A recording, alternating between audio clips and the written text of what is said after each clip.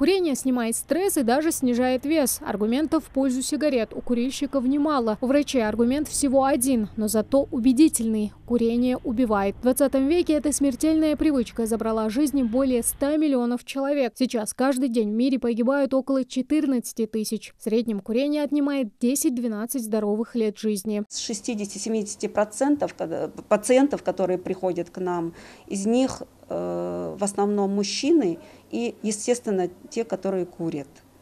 То есть у женщин процент заболеваний гортаноглотки намного ниже. Но это, естественно, связано с тем, что все-таки присутствует вот это вот курение табачного дыма. В России цифры тоже неутешительные. Курильщиков более 30 миллионов. Страна входит в топ самых курящих стран мира. Табакокурение ведет к развитию онкологии, болезней сердца и легких. Ежегодно от пагубной привычки умирает более 300 тысяч россиян. Курение идет у нас в первую очередь. Это никотин, углекислый газ, угарный газ, табачные смолы, которые в свою очередь, проходя через, скажем, трахеобронхиальное дерево, ведет к нежелательным последствиям, которые всасывается в кровь, ведет за собой массу заболеваний. В табачном дыме более 4,5 тысяч ядохимикатов. Вдыхая его, курильщик вредит не только своему организму. Страдают и люди, которые находятся рядом, так называемые пассивные курильщики. Распространение этого табачного дыма почти так же, как и на курильщика, действует на окружающих. Те, кто вдыхает эти табачные пары, табачный дым. Почти такое же негативное ощущение, негативное восприятие. Курение способствует также воспалительным хроническим заболеваниям глотки и гортани. Полость рта непосредственно страдает от табачного дыма. Возникают также разные гласиты, хронические ларингиты.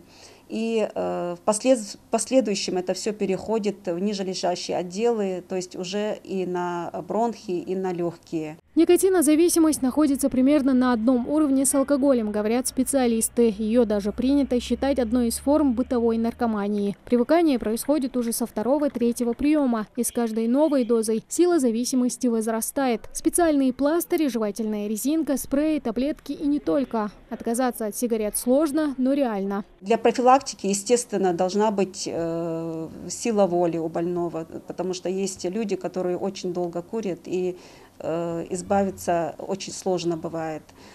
Как-то надо свой рабочий день, свой день как-то распределять, отвлекаясь на какие-то физические упражнения, на занятия тем же спортом.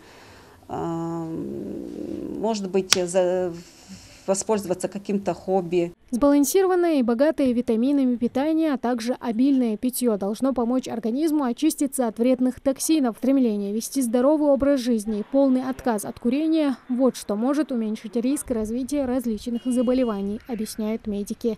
Тамара Хашагульгова, Магомед Дидигов, Новости 24.